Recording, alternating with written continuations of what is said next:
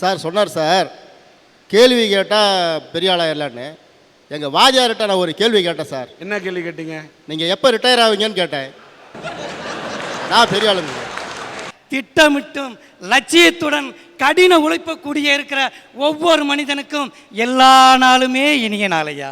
தினம், திருமண தினம், இந்த தினமெல்லாம் ஒரு சிறந்த தினம் அல்லங்க. ஆண்டவனுடைய படைப்பில் எல்லா நாளும் ஒரு இனிய நாளாகவே எடுத்துக்கலாங்க. இப்போது பொதுவாக ஒரு திருமணத்துக்கு போகிறோமுங்க. அந்த திருமணத்தில் தாலி கட்டுறாங்களோ இல்லையோ, எல்லாரும் எங்கே போயிடுறாங்க? டைனிங் ஹால் போயிடுறாங்க. ஆனால் டைனிங் ஹால் போனால் உள்ளே விட்டதுமே கதவை சாத்திடுறாங்க. அந்த இடத்துல 50 பேர் நிற்கிறாங்க சார். ஆனால் கியூவில் சாப்பிடும்போது பாருங்கள், அடுத்த பந்தியில் சாப்பிட்றவன் முதுகுக்கு பின்னாடி நின்று எட்டி எட்டி பார்க்குறானுங்க, எப்படா சீக்கிரம் சாப்பிட்டு முடிவாங்கன்னு. நம்ம கவிஞன் ஒருத்தன் பாடி வச்சான், கல்யாண சமையல் சாதம் காய்கறிகளும் பிரமாதம், இந்த கௌரவ பிரசாதம் இதுவே எனக்கு போதும். இப்படி அந்த கல்யாண வீட்டில் வயிறார சாப்பிட்ற எல்லா நாளும் ஒரு இனிய நாள் தான் sir.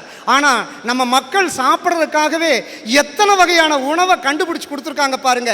Tea, coffee, PT, cigarette, வெத்தலை பாக்கு, இட்லி, தோசை, ரோஸ்ட்டு, புரோட்டா, வெண்பொங்கல், பூரி செட்டு, வடை, போண்டா, பஜ்ஜி, மெதுப்பக்க வடை, ஆம வடை, உளுந்து வடை, தயிர் வடை, காராச்சேவு, காராபூந்தி, பாதுஷா, அல்வா, லட்டு, ஜிலேபி, மைசூர்பா, பால்கோவா பண்ணு, பச்சரி சாப்பாடு, சாம்பூசணிக்காய் கூட்டு, கடலைப்பருப்பு, தயிர், மோர், நெய், ஊறுகாய், உப்பு, பப்படம், அப்பளம், கேரட் பல், பீன்ஸ் பல், கொத்தவரங்காய் பல், முருங்காய் பொரியல், மா, பழம், வாழை, அகத்துக்கீரை, அரைக்கீரை, சிரிக்கீரை, வெந்தயக்கீரை, மணத்தக்காளி கீரை, ஆட்டுக்கறி, மாட்டுக்கறி, கோழிக்கறி, கொக்கறி, மீன்கறி, எறும்புக்கறி, பன்னிக்கறி, தயிர் சாதம், தக்காளி சாதம், புளி சாதம், வெந்தய சாதம், மல்லி சாதம், கீரை சாதம், சாம்பார் சாதம், சில்லி சிக்கன், சில்லி மஞ்சள், chicken biryani, mutton biryani, cola, kuska, Thums Up, Fanta, vanilla ice cream, சம்பாரவை, கோதுமை ரவை, பட்டை ரவை, chilli tandoori, chilli Manchurian, chilli parotta, kothu parotta, முட்டை parotta, chilli idli, chilli 65, ginger chicken, சோள தோசை, கம்பு தோசை, ராகி தோசை, நான், புரோட்டா, ஃப்ரைட் ரைஸ், கீர் meals, omelette, half boil, full boil, adai, rava dosa, onion dosa, மசால் தோசை, குழிப்பணியார, சந்தகை, எலுமிச்சம் சேவை, தக்காளி சேவை, ஆப்பம், இடியாப்பம், கொலா புட்டு, சுண்டல் குழம்பு, கார குழம்பு, வெந்தய குழம்பு, எண்ணெய் கத்திரிக்காய் குழம்பு, மணத்தக்காளி குழம்பு, ரோஸ் மில்க், ஜவ்வரிசி பாயாசம், ரஸ்னா, பாலாமி பால், பாலாமிக்கு,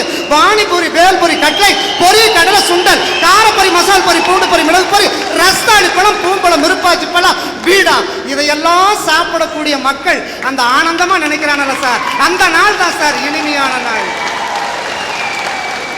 அதாவது இவ்வளவையும் சாப்பிட்டு கடைசியில பீடா, அத போடாட்டா போடா அப்படின்னு சொல்லக்கூடிய அளவுக்கு இத்தனை சாப்பாடு ஐட்டத்தை வாழ்நாளையே இத்தனையும் நான் பார்த்துருப்பேனான்னு டவுட்டியா.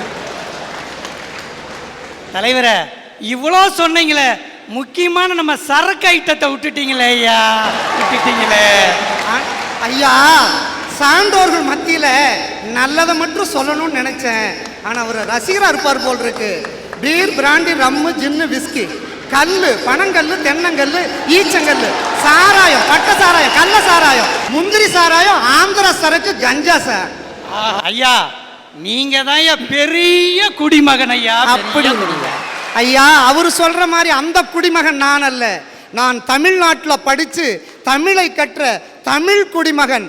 தொல்காப்பியத்தில் இருக்கின்ற நற்கருத்துக்களை எடுத்து தூற்றுவேன், சங்கத்தமிழால் சாடுவேன், பைந்தமிழால் பகிர்வேன், இயற்தமிழால் இயம்புவேன், நற்றமிழால் நவிழ்வேன், முத்தமிழால் மொழிவேன், செந்தமிழால் செப்புவேன், அடைமொழியால் எல்லோரையும் அன்போடு பார்க்கின்றேன், அன்னை மொழியால் அன்பை வெளிச்செலுத்துவேன், தாய் மொழியால் தருமத்தை நிலைநாட்டுவேன், தாய் தமிழ் தொடக்கப்பள்ளியால் தமிழை வளர்ப்பேன், வண்ணத்தமிழால் வரவேற்பேன், கன்னித்தமிழால் கடமையாற்றுவேன், அருந்தமிழால் ஆற்றலை பெருக்குவேன், ஞானத்தமிழால் நான் வல்லமை பெறுவேன், இசை தமிழால் இசை முழங்குவேன், தெய்வத்தமிழால் தெய்வத்தின் திருவடியை பற்றுவேன். முத்தமிழ் என்று சொல்லக்கூடிய இயல், இசை, நாடகம் என்ற முத்தமிழ் எப்படி இனிமை சேர்க்கின்றதோ அதுபோல எல்லா மக்களும் வாழ்வது ஒரு இனிமையான நாளே என்று சொல்லுகிறேன். நன்றி. சங்கத்தமிழை, தங்கத்தமிழை, எங்கத்தமிழை இந்த மேடையில் முழங்கிய தமிழ் குடிமகனே நீ வாழ்க. ஐயா ஒரு கேள்வி, சமையல் எத்தனையும் சொன்னீங்களே, இதை சமைச்சு போடுற பெண்கள் நாங்க தாங்க ஐயா. அதனால அந்த பெண்கள் தினம் தான் ஐயா சிறந்த நாள். ஆண்டி, வீட்டில் நீங்க சமைச்சு போறீங்க, ஹோட்டல்ல சமைச்சு போறது ஆம்பளைங்க தான். ஒரு நிமிஷம், பல பேர் வீட்டிலேயே சாப்பிட்றது இல்லை, ஹோட்டல்ல தான் சாப்பிட்றாங்கன்னு சொல்லாம சொல்றியா? ஹோட்டல் சாப்பாடு போனாக்கா காசு கொடுத்தா கிடைக்கும், வீட்டு சாப்பாடு மனசை கொடுத்தாதான் கிடைக்கும். சார், ஏற்றப்பட்ட விளக்குகளை விட அதை ஏற்றி வச்ச தீக்குச்சிகள் உயர்வானதுன்னு நான் படிச்சிருக்கேன். அதனால தான் நான் நினைக்கிறேன், தியாகிகள் வாங்கி தந்த சுதந்திரத்தை விட அந்த சுதந்திரத்தை வாங்கி தந்த தியாகிகள் மேலானவங்கன்னு. சார், இப்போ எனக்கு வயசு என்னன்னு நீங்க நினைக்கிறீங்க? சொல்லு. எனக்கு இப்போ வயசு 16. இதே வயசுல தான் 1921 வருஷம் வெள்ளக்காரனுக்கு எதிராக காந்தி மகான் நடத்திய ஒத்துழையாமை இயக்க போராட்டத்தில் ஒரு சிறுவன் கலந்து கொண்டாங்க சார். அவன் பேர் என்ன தெரியுமாங்க சார்? சந்திரசேகர் ஆசாத். அவனை வெள்ளக்காரன் பிடிச்சி நீதிமன்றத்தில் நிறுத்தி நீதிபதி கேட்குறாரு, உன்னோட பேர் என்னன்னு. என்னோட பேரா சுதந்திரம் அப்படிங்கிறாங்க சார். அடுத்து உன்னோட வீடு எங்க இருக்குன்னு கேட்குறப்ப, என்னோட வீடா அதோ அந்த சிறைச்சாலை தான் என்னோட வீடுன்னு சொன்னாங்க சார். இதுக்கு 15 கசேடி தண்டனையா அவன் பெற்றாங்க சார். தன்னோட உடம்புல படுற ஒவ்வொரு கசேடிக்கும் அவர் ஒரு மந்திரத்தை சொன்னாருங்க சார். அந்த மந்திரம் மகாத்மா காந்திக்கு ஜெய், மகாத்மா காந்திக்கு ஜெய்ங்க சார். இப்படி விடுதலை பெற்ற 15 வயசுல தன்னோட மனசுல பதிய வச்சானே சந்திரசேகர் ஆசாத், அவனுக்காக கொண்டாடுற தியாகிகள் தினம் தான் உலகத்திலேயே இருக்கிற அத்தனை நாளை விட சிறந்த நாளுங்க சார். சார், மின்னலை விழுங்கி மின்சாரத்தை கொப்பளிச்சிருக்கிற நீங்கள கேள்விப்பட்டிருக்கீங்களாங்க சார்? நான் கேள்விப்பட்டிருக்கிறேன். அவன் தாங்க சார் எங்க எட்டயபுர எரிமலை பாரதி. அவனோட பேனாவோட கிரீடமாகிய மூடி கல்லு கீழே இறங்கும் போதெல்லாம் வெள்ளக்காரன் தலையில இருக்கிற ஆணவங்கிற கிரீடம் கீழே இறங்குங்க சார். அப்படியேப்பட்ட பாரதி ஏன் 39 வயசுலே இறந்து போனார்னு எனக்கு ஒரு சந்தேகம் வந்தது. 40 வயதானால் பொதுவாக ஆம்பளைங்களுக்கு மீசையில நரைக்க முடி, அந்த மீசையிலும் வெள்ளையினை காண விரும்பாதனால தான் சார் பாரதி செத்து போட்டார்னு இது என்னோட கருத்துங்க சார். தம்பி சொன்னா பாரதியாருக்கு முடிய வந்து வெள்ளையன் அனுப்பிச்சிட்டான்னு. நான் ஒரு கவிதை போட்டிக்கு ஒரு ஸ்கூலில் என்னை கூட்டிகிட்டு போனாங்கய்யா. அதில் ஒரு பையன் கவிதை எழுதுறான், என் தலையிலும் வெள்ளையன் முளைத்து விட்டான், புடுங்கி போட்டேன். காந்தி சொன்னதாலா? இல்லை இல்லை, என் சாந்தி சொன்னதால். சார், அந்த பையன் படித்தது அவர் கிளாஸ், அவன் அப்படி தான் எழுதுவான் சார். 1000 பேர் சொல்லலாம் எனக்கு இந்த தினம் தான் சிறந்த தினம், அந்த தினம் தான் சிறந்த தினம். ஆனால் ஒவ்வொரு இந்திய குடிமகனும் தன் வாழ்நாளில் சிறந்த தினம் சொல்ல வேண்டிய தினம் தியாகிகள் தினம்னு சொல்லி முடிக்கிறாங்க சார். இந்த பையன் இவ்வளவு அற்புதமா பேசினான். நல்லா பேசுறேன்னு தோள்களில் நான் தட்டி கொடுத்தேன். தோள்களில் தட்டி கொடுத்த போது மயங்கி கீழே விழுந்தான். ஆனந்தத்தாலா என்று பார்த்தேன், இல்லை, அதிர்ச்சி.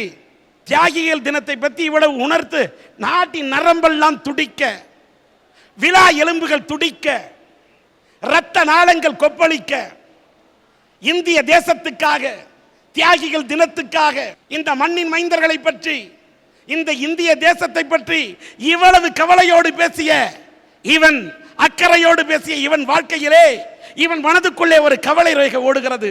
விதியின் கொடுமை. அவன் மூளையிலே ஒரு கட்டி. அந்த கட்டியின் காரணமாக அந்த இளைஞன் கஷ்டப்பட்டு கொண்டிருக்கின்றான். இந்த சன் டிவியை பார்த்து கொண்டிருக்கக்கூடிய இங்கே இருப்பவர்கள் மட்டுமல்ல, இந்த சன் டிவியின் அரட்டை அரங்கத்தை, இந்த சன் டிவியிலே காண்கின்ற அத்தனை அரட்டை அரங்கத்தின் நேயர்களில் இந்த இளைஞனுடைய மருத்துவ சிகிச்சைக்காக அதோட சர்டிபிகேட்லாம் வச்சிருக்கான். யாராவது நல்ல மனமு வந்து இவருடைய மருத்துவ சிகிச்சைக்காக இந்த இளைஞனுக்கு உதவிக்கரம் நீட்ட வேண்டும் என்பதை இந்த சன் டிவியினுடைய அரட்டை அரங்கத்தின் மூலம் நான் கோரிக்கையாக வைக்கின்றேன். ஐயா, நான் மணிப்பால் ஹாஸ்பிட்டல்லேருந்து வருகிறேன். ஜெயசிம்மன் மணிப்பால் ஹாஸ்பிட்டல் அந்த நிறுவனத்தை சார்ந்த ஜெயசிம்மன் இங்கே வந்திருக்கிறார், பேசுங்க. தம்பி பிரசாந்த் அவருடைய அந்த தலையில் உள்ள மூளையில் உள்ள கட்டியினுடைய செலவு அனைத்தையும் மணிப்பால் ஹாஸ்பிட்டல் சேலம் ஏற்றுக்கொண்டு அவருக்கு உரிய சிகிச்சை அளிக்கும். அதற்கு தேவையான மருத்துவ அறுவை சிகிச்சை ஆனாலும் அதற்கு முதற்கட்டமாக அதை ஏற்று மணிப்பால் ஹாஸ்பிட்டல் செய்யும் என்பதனை இந்த அரங்கத்தில் தெரிவித்துக் கொள்கிறேன். எந்த நாள் இனிய நாள், அதாவது எந்த தினம் இனிய தினம்? அது குழந்தைகள் தினம் இல்லை, மகளிர் தினம் இல்லை, திருமண தினம் இல்லை, ஆசிரியர்கள் தினம், தியாகிகள் தினம், உழவர்கள் தினம், சுற்றுப்புற சூழல் தினம், முட்டாள் தினம், இத்தனை தினங்களுக்கு மேலாக எல்லா தினங்களுமே எல்லா நாளுமே நல்ல நாள் என்று இந்த தலைப்பை கொண்டு இங்கே வாதாட, வார்த்தைகளால் போராட இளம் பேச்சாளர்கள் இங்கே வந்திருக்கின்றார்கள். நம்ம ஊர்லையா சத்தம் போட்டு பேசிட்டா அது உண்மையாகி போயிடும், பொய் கூட உண்மையாயிரும். எங்க ஊர்ல ஒருத்தர் தான், மானம், ரோசம், சூடு, சொரணை இருந்தா கொடுத்த கடனை கேட்காதறான். இப்படி நம்ம பொழப்பு போயிட்டு இருக்குதுங்கய்யா. ரவீந்திரநாத் தாகூர் அழகாக ஒரு கவிதை எழுதுறார். அழகையும் பிரபஞ்சத்தையும் தரிசிக்க வேண்டும் என்று நான் உலகம் பூரா சுத்தினேன், எனக்கு ஏமாற்றம்தான் கிடைத்தது. சோர்ந்து போய் என் வீட்டில் வந்து விழுந்தேன். விடியற்கால என் வீட்டு வாசலை திறக்கும் போது என் வீட்டு வாயிற்படியில் ஒரு பொற்றை புல்லின் தலைமேல் ஒரு பனித்துளி. அந்த பனித்துளிக்குள் உலகத்தின் மொத்த அழகையும் ரசித்தேன் தாகூர். இப்படி நம்மளை சுத்தி இருக்கிற வாழ்வியல் அழகை எவன் ஒருத்தன் ரசிக்கிறானோ அவனுக்கு எல்லா நாளுமே இனிய நாளியா, இனிய நாள். இந்த உலகத்திலேயே ஒரு கஷ்டமான வேலை என்னன்னா வாத்தியார் வேலை தான். என்னையும் தெரியாமல் ஒரு காலேஜில் வாத்தியார் ஆக்கி விட்டானுங்கய்யா. இந்த மதியம் சாப்பிட்டுட்டு இந்த முதல் வகுப்பு இருக்கு பாருங்க, நாங்கள் டஸ்டின் சாக் பீஸ் எடுத்துகிட்டு போனால் பசங்க நல்லா சாப்பிட்ட களைப்பில் ஒரு 10 பேர் கண்ணை திறந்துக்கிட்டே தூங்கிட்டு இருப்பானுங்க. இந்த கடைசி பெஞ்சு மாப்பிள்ளை பெஞ்சு, அவனுக்கு ஒன்றும் செய்ய முடியாது, நீ கிழிக்கிறதா கிளிடா அப்படின்னு கமுந்து படுத்துக்குவான். ஒரு 3 பேர் உதடியே அசைக்காம என் செத்து போன பாட்டி வரைக்கும் திட்டிகிட்டு இருப்பான். அப்படி ஒரு நாள் நான் கிளாஸ் எடுக்க போனேங்க. போர்டுகிட்ட அப்படி திரும்பினேன். சார்னா நம்மளை கலாய்க்கிறதுக்குன்னே பசங்க, என்னடா தம்பின்னா, சார் மாடு பறக்குமா சார், மாட்டுக்கு ரக்க முளைக்குமா சார்னா. அப்படியே பிபி ஏறிக்கிட்டே இருக்குதுங்க, கிருக்குன்னு. உணர்ச்சி வசப்பட்டு முடிவெடுக்கிற வாத்தியார் இருந்தா கோவப்பட்டு அந்த பையனை பார்த்து எருமை எருமை, எங்கேயாவது மாடு பறக்க மாடா, எருமை ஏறா பெஞ்சு மேலன்னுவான். அப்போ என் பசங்க கில்லாடி சார் ஏறிக்கிட்டே சொல்லுவான் பக்கத்தில் இருக்க பெஞ்சில் இருக்க பசங்கள்கிட்ட, மாப்பிள்ள நமக்கு பதில் தெரியலனாலும் மேலே ஏற்றுறானுங்க, வாத்தியானுக்கு பதில் தெரியலனாலும் மேலே தாண்டா ஏற்றுறானுங்க.